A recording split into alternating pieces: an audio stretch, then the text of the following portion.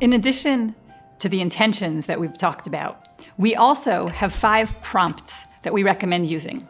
These prompts are meant to overcome certain challenges that occur during arguments. It could be that people don't want to share their opinions. It could be that somebody is speaking too much. There are many different kinds of challenges that come up in an argument. And so we're going to offer prompts that are framings for how to overcome these challenges, and also very specific language that we recommend you try as part of your healthy arguments. The first prompt we call No Warmth Without Heat, based on Priya Parker's book, The Art of Gathering, where she talks about a gathering can't feel great, isn't really very warm, if there isn't some heat, some spice. We all know those gatherings where we come together, or a party where we're at, and nobody is saying anything. The conversation is kind of dull. And in those moments, we need to somehow find a way to turn up the heat, to create some warmth in the room. And so we think that's true also when it comes to arguments. And the question, of course, is how do you do that? So we have several different phrases, different sentences that can help turn up the heat. I'll give 2 examples. One is actually just to say, I'm going to turn up the temperature here, and then to say something that might be a little controversial. By adding a little controversy, by saying that unpopular opinion, turns up the heat a little bit. You might also say, I'm going to play devil's advocate here, to again bring in a different opinion that hadn't been heard yet. And that way we can turn up the heat in the conversation to create some warmth between all of us in our argument. The second prompt is making room for uncertainty. Sometimes when we're having a conversation, we're not sure about what we really think, and that can feel uncomfortable. And one way to make us more comfortable with that uncertainty is by naming it. So we can say things like, I know earlier in the conversation I said X, but now I think maybe Y.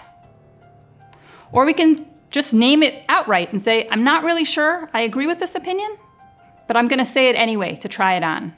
And in fact, what happens when we offer those opinions which we're uncertain about, and when we say we're uncertain about, it allows for a conversation to flow more easily because we feel more open, and the people around us will feel more open as well to sharing those opinions.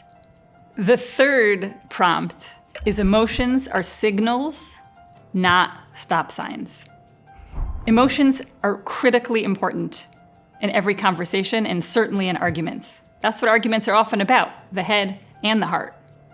And so we want to say very clearly that emotions need to be in the room. But also, emotions should not be stop signs. They shouldn't be the moment where we say, this is too much and everything must stop.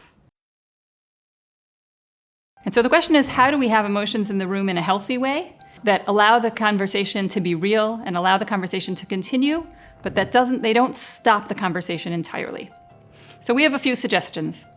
One is to name for people when something is hard to hear. Say, wow, that opinion is really hard for me to hear. It hurts me a little bit even, but I'm going to try and hang in. Now, it's also important to say, if you really think that harm is being done, if you feel that harm is being done to you, maybe the conversation needs to stop.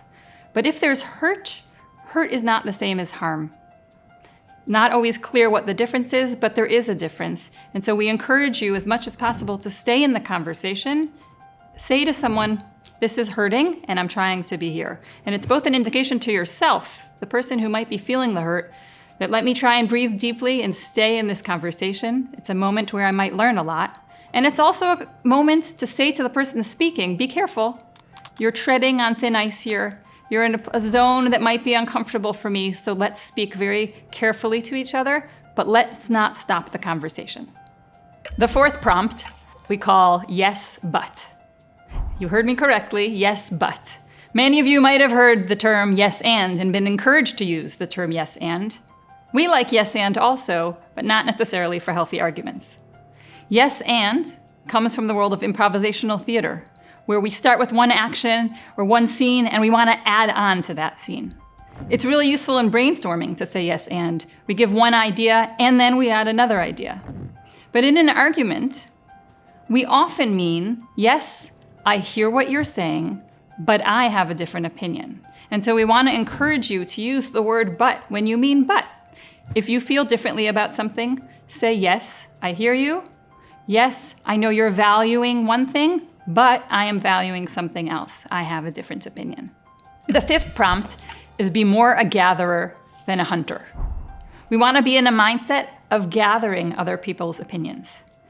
And if we looked at the first four prompts, they were all about what should we say and how do I express my opinion. Be more a gatherer than a hunter is taking a moment and saying, what haven't I heard yet? What opinion have I not yet gathered? And so we want to suggest that it's a sort of moment of checking in with yourself.